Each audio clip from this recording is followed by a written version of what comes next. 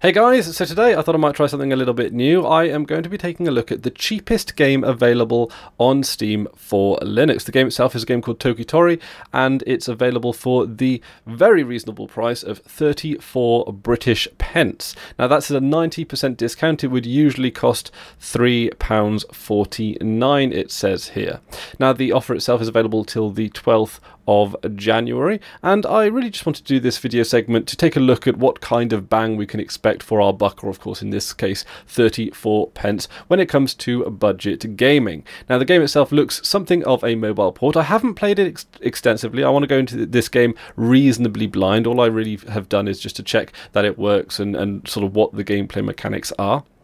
So without further ado, let's actually take a look at the game. But before we start the game itself, let's take a look at the options menu just to see the kind of complexity that we can expect from this game. So of course I've got full screen turned off now just for the purposes of recording, but an interesting note when it comes to bear in mind with the full screen feature here is that when you select full screen, it'll actually maximize to your full resolution. So if that's a 16:9 resolution, you'll actually get the widescreen resolution, but when you play in a window, you'll get the 4:3 resolution, which kind of indicates that its native resolution might be more akin to a mobile than a desktop.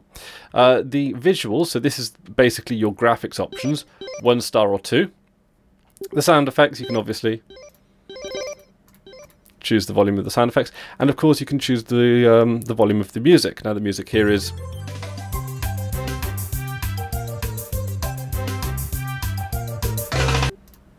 but I've decided to turn the music off for the purposes of this playthrough because it's a little bit annoying. So anyway, and of course the controls are about as straightforward as you can get: up, down, left, right. It's also a very mouse-centric game, as is the case with many mobile ports. But the port itself, actually, when it comes to the controls, does seem to be pretty responsive and pretty, well done to its credit there. You can also play it apparently with a gamepad, but I haven't tried it out.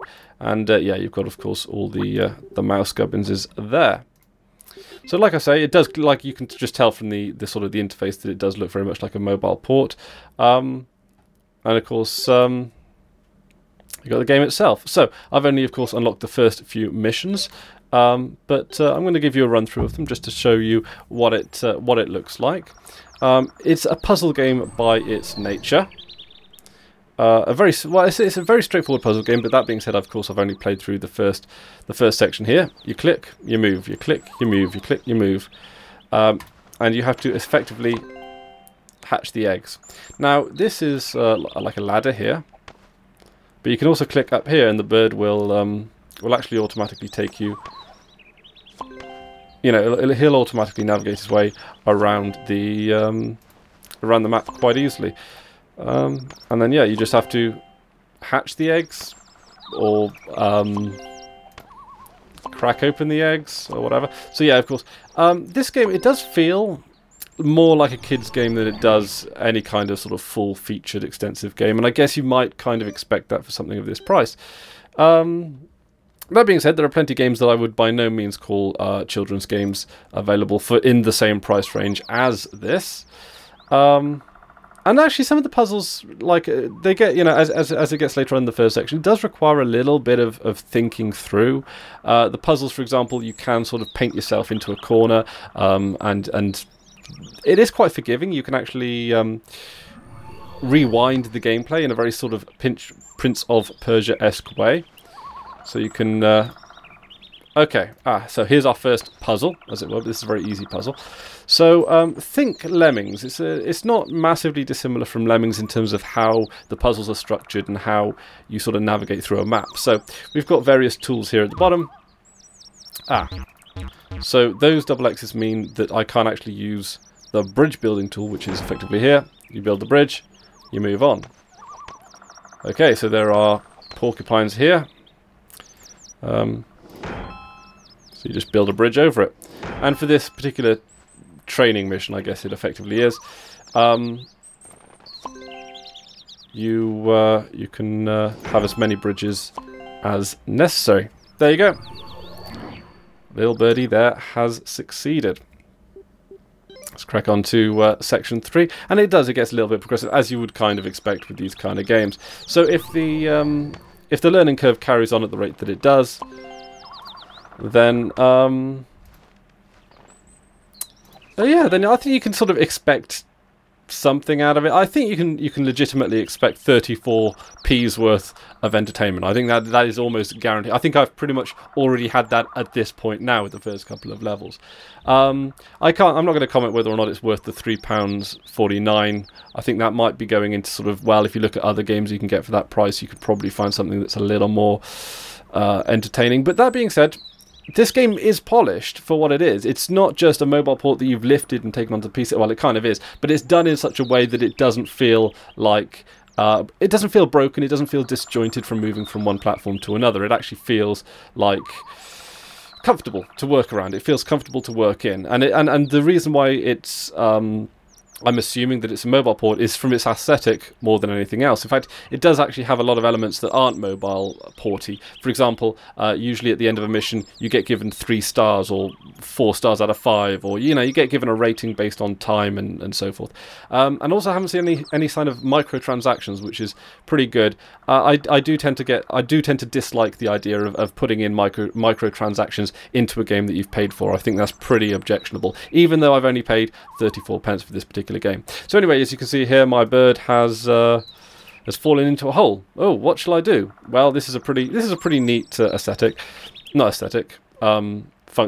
function, is that you can just rewind out of the hole. See, in the hole. And again, nothing in this game is particularly unique. It's kind of, it feels a little bit like Lemmings at times. It feels a little bit like I don't know why I want to say Prince of Persia for that rewind function, but yeah, this is all stuff that we've seen before. So we're not going to be... how do I get that fella? Can I jump across? Uh-oh. Ah! I'm out of it. I'm out of it. Oh, I can... Yeah, and then you can rewind. Oh, yeah. And there you go. So yeah, like I say, it feels like a kid's game. It's bright, it's colourful, the puzzles aren't too challenging. Well, I think I have. I think I've properly painted myself into a corner there. Like I have to rewind quite a way.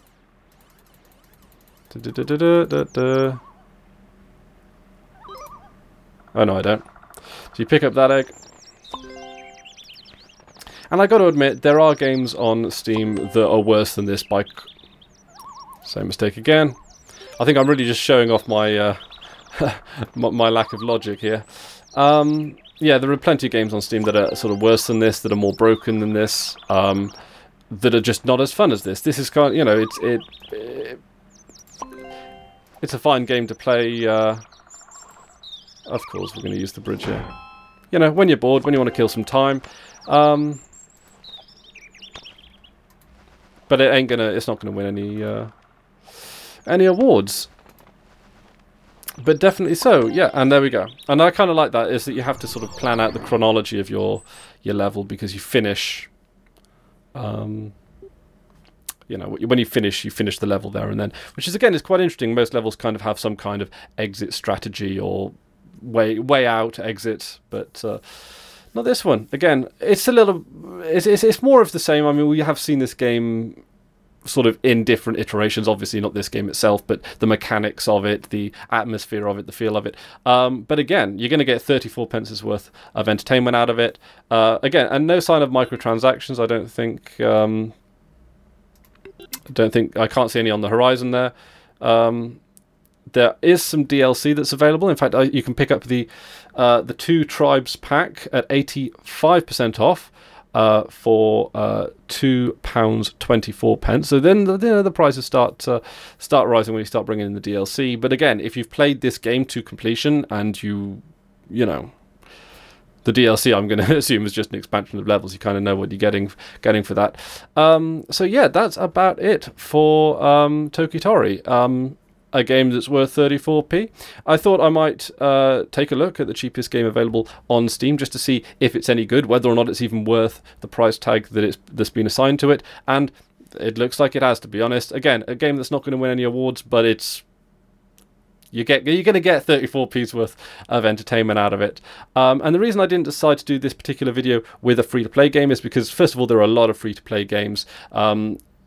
microtransactions don't make a game free either, and I just wanted to see what, you know, like if you were to when you sort of hand over money for a game, you have that kind of consumer stake, and whether or not that stake's worth something will be, of course, determined by the quality of the game. Whereas if you get a game handed to you for free, what can you really expect? Where are your consumer rights outside of, you know, it damaging your system or anything like that? So just thought I might give it a spin. I gotta say, not too bad actually for 34 pence. I'm probably going to play it maybe when I'm bored, maybe when I've got sort of some time to kill that I don't really have to invest myself into a particular game. It kind of holds the same merits as you would expect from a mobile game, but for a pretty damn reasonable price. So I will of course link to the store page in the accompanying text to this video, and that's about it from me today. Thanks very much for watching, and until next time, I've been Chris Ware, and you've been awesome. Take care now.